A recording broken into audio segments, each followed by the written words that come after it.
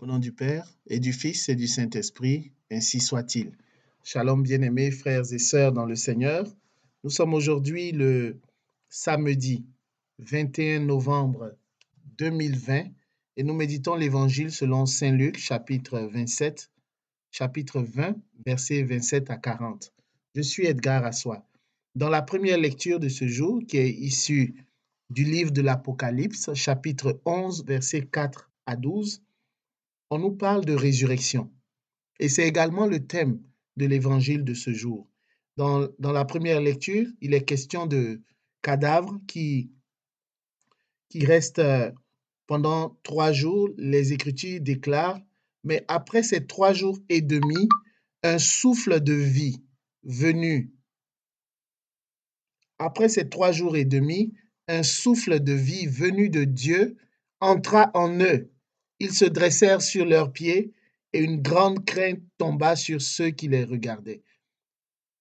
Dans l'Évangile, quelques Sadducéens qui soutiennent qu'il n'y a pas de résurrection s'approchent de Jésus et l'interrogent. Maître, Moïse nous a prescrit, si un homme a un frère qui meurt en laissant une épouse, mais pas d'enfant, il doit épouser la veuve pour susciter une descendance à son frère. Et ils expliquent une situation de 7 frères dont le premier se maria et mourut sans enfant. De même le deuxième, puis le troisième, pour finalement poser la question au Seigneur. Finalement, la femme mourut aussi et il pose la question à la résurrection, cette femme-là, duquel d'entre eux sera-t-elle l'épouse? Sera-t-elle l'épouse duquel? De quel frère parmi les 7? C'est la question que les Sadducéens posent à Jésus à la résurrection. Alors le thème central des 2 lectures de ce jour, de la première lecture et de l'Évangile, c'est la résurrection. Et le catéchisme de l'Église catholique, tout baptisé, tout catholique devrait avoir chez lui et devrait prendre le temps de lire régulièrement le catéchisme de l'Église catholique en ses paragraphes 996 à 1000 déclare au sujet de la résurrection de la chair. Je crois à la résurrection de la chair. Dès le début, la foi chrétienne en la résurrection a rencontré incompréhension et opposition. Sur aucun point, la foi chrétienne ne rencontre plus de contradiction que sur la résurrection de la chair, nous dit saint Augustin. Il est très communément accepté qu'après la mort, la vie de la personne humaine continue d'une façon spirituelle. Mais comment croire que ce corps, si manifestement mortel, puisse ressusciter à la vie éternelle?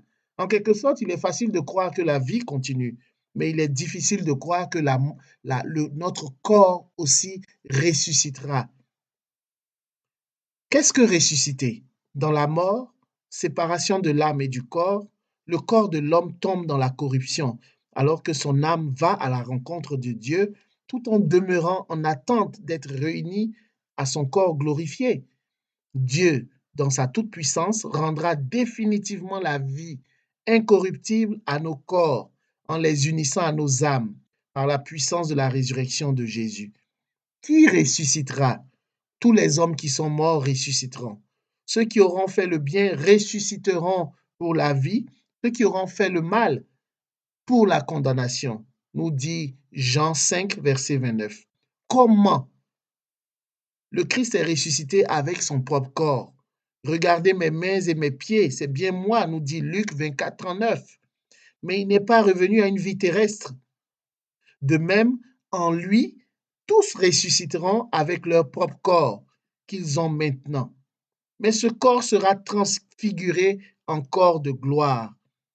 Philippiens 3, 21. Ce corps sera transfiguré en corps spirituel. 1 Corinthiens 15, 44.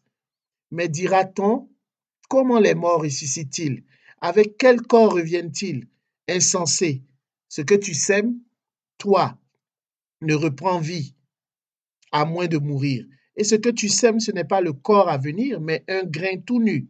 On sème de la corruption, il ressuscite de l'incorruption. Les morts ressusciteront incorruptibles.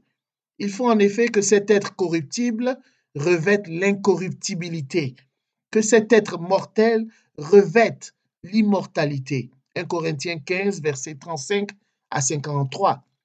Ce comment dépasse notre imagination et notre entendement.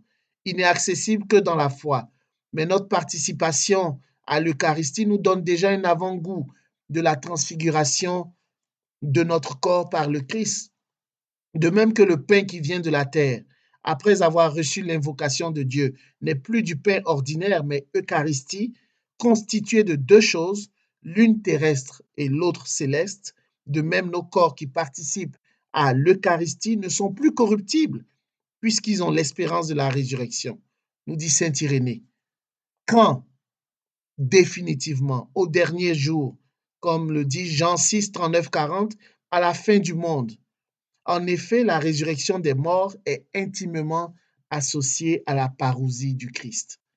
Bien-aimés frères et sœurs, c'est notre espérance. Je prie que cette espérance de la résurrection soit forte en toi. Je prie que la foi en la résurrection de la chair soit forte, soit solide en toi par la grâce du Saint-Esprit. Au nom du Père et du Fils et du Saint-Esprit, ainsi soit-il.